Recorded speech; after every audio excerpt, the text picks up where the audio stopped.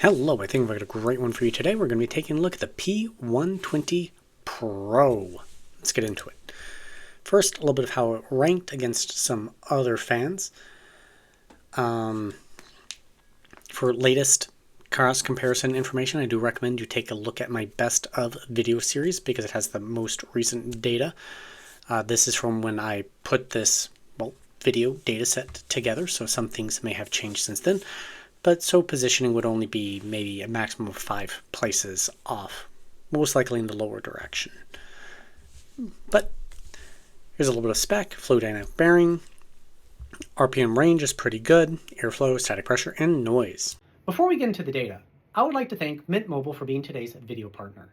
Thanks to Mint Mobile's wireless plans, it is possible to not only switch away from big, expensive mobile companies, but to also have a quality, affordable plan for me and my family. Mint Mobile's premium wireless plan starts at just $15 a month for a 3-month plan. I can get high-speed data and unlimited talk and text on the nation's largest 5G network. I can bring my own phone along and my current phone number, so you don't need to memorize a new phone number, something I have always found difficult. Switching to Mint is super easy thanks to digital eSIM cards, which most phones have. You can sign up and activate immediately right from your own phone from the comfort of your own home. If your phone doesn't have a digital eSIM card, Mint will ship you a new SIM card free of charge. And right now, new customers, Mint Mobile is offering 50% off their first 12 months of unlimited plan. It's the best deal of the year and only available a limited time. If you're interested in learning more about Mint Mobile and switching, visit my link or by clicking the link in the video description down below. First test was the case simulation test, taken at 4 key measurement locations: the 6, the 9, the 11, and the 14.5 inch marks. The 6-inch, all these are assuming you've got an air-cooled CPU in a front-to-back airflow type configuration. So the 6-inch mark would be an ITX type build or a short throw distance. By that I mean putting fans at the bottom of your computer case and blowing them up towards your GPU. The 9-inch mark would be a compact tower. Think like a media center type PC. The case would be the length of the motherboard, standard ATX, and you have that cross fan airflow in it. Then you have the 11-inch mark, standard mid towers, 320mm class fans in that size. And then you got the 14.5-inch mark, 340mm class fans for truly large towers. The next set of graphs we need to take a look at is against my control fan. The control fan is just a baseline comparison standpoint, so it's something to compare all my fan tests up against. And the P120 Pro does underperform a bit compared to the control fan. At shorter distances, it's not too bad, but in bigger cases, it's very apparent. At 100% PDOM fan signaling, lines it very closely, but it is about 50% louder. So it's up to you to determine if that extra noise is going to be too bothersome for you. It's something that I can't decide for you. But its airflow that it does generate is actually pretty good when compared against other fans and noise and normalized results. Well, this grouping that has like the P12 in it, the P28, the A12X5 is where I'd call good all-rounder type fans. The P120 just underperforms. It's not as bad as some other ones, so it's in kind of this okay type category. At 100% PWM fan signal, well, it kind of bounced back and it's now more in line with a lot of these other fans. And the next thing to take a look at is the noise level.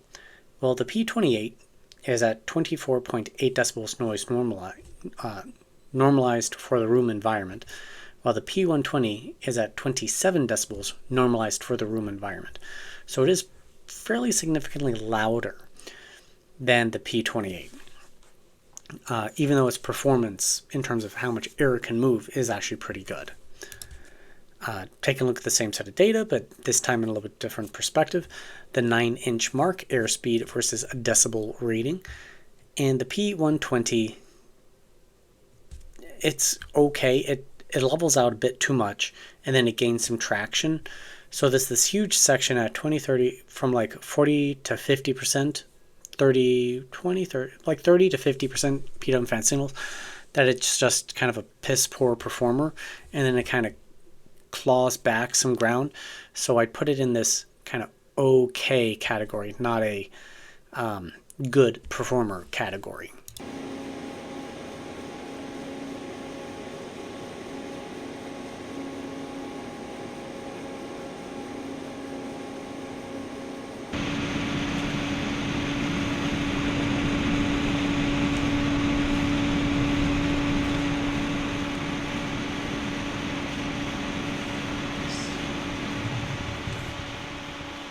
Performance through my CPU cooler. At this time, I'd also like to stop and thank my Patreon and YouTube members. You guys rock. I recently acquired a radiator to add to the testing. Unfortunately, still no test system, so I am just measuring airspeed going through it. And so far, the data sets between my air cooler and the radiator line up very closely. This isn't saying that the thermal capacity, so the amount of wattage that can be dissipated, is the same. It's just saying that the resistance to the air traveling through it is very similar, to the point that I am calling equivalent at this time. I am attempting to acquire a test system. At time of filming this in December, I had bad news with my work, so I have a video up if you're wondering what's going on with that. So I'm struggling through that. Depending on when this video goes live, I may have moved on and actually be okay, and this channel will continue as is, but I don't know when this will go live. But anyways, so if you're looking at ways to support this channel, joining me as a YouTube member, Patreon, or as a just hitting me supers goes a long way, and just hitting that subscribe button goes a long way as well, because it just helps this channel gain a little bit more traction. Anyways, back to the data. So the first set of graphs, or the first graph on here, is meters per second versus RPM, and this is the left one. This is a blade efficiency. It's how's this blade design actually do at each RPM level. And it outperforms my control fan actually pretty well. So its blade design is actually fairly effective. In terms of its noise, well, at lower noise levels, RPMs, it lines up pretty closely with the control fan, but as it increases, it just kind of falls back from the control fan. I'd still kind of call it okay, but let's see how it does against everybody else. So it is towards the bottom. It's lower than the TLG12, better than the TLC12 Pro. What else is here? Loop FT P120. It does better than that, but it's a far cry from the better ones in this noise normalized results.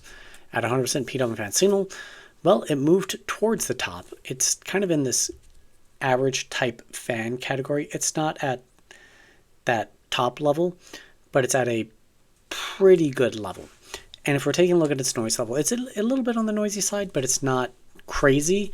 So again, it's up to your tolerance, but it's shaping up to be pretty okay. And I always want to reiterate this: buying an okay fan is fine. You're buying it for the value. We're getting to the value at the later part of this video to see if that's any good. The graph for meters per second versus decibels for performance through the air cooler, it is on the bottom end of what I consider a good fan. So that's, perfectly fine. It's still sitting in the group. We have the top end performance like the Unifan P28. What else is here? The A12 Extreme 5. The pink one is the P12. So it sits a little bit below those, but it's certainly in an okay grouping. Now we have the CFM test. CFM testing is very simple. You got a tube, you got a fan, you slap the fan up against the tube, you blow air down it, and the tube focuses the airflow for you. So it negates the effects that a fan can have where it's not designed properly, where it tends to shoot air off to the sides. So in most case airflow situations, I don't really think it's particularly practical, but a lot of other reviewers do this sort of test. In specific case platforms, it does make sense. If you're curious about which ones, you can ask me. I'll be happy to share and go into technicals. If you already know, then you already know and you're that type of user. Anyways, let's carry on. So we got the blade efficiency, CFM versus RPM. P120 does outperform the control fan in terms of that noise efficiency. Well, at other RPMs, it just falls back. So how does it rank? Well, it's a bit more in the middle, if you ask me, in the noise normalized results for CFM. And if we take a look at it at 100%, it's pretty much even more smack dab in the middle. It performs a little bit better than the A12X25, a little bit worse than ToughFan 12 Turbo, but it is noisier. So its blade design is just pretty efficient at moving air, but it just doesn't do it in a quiet way.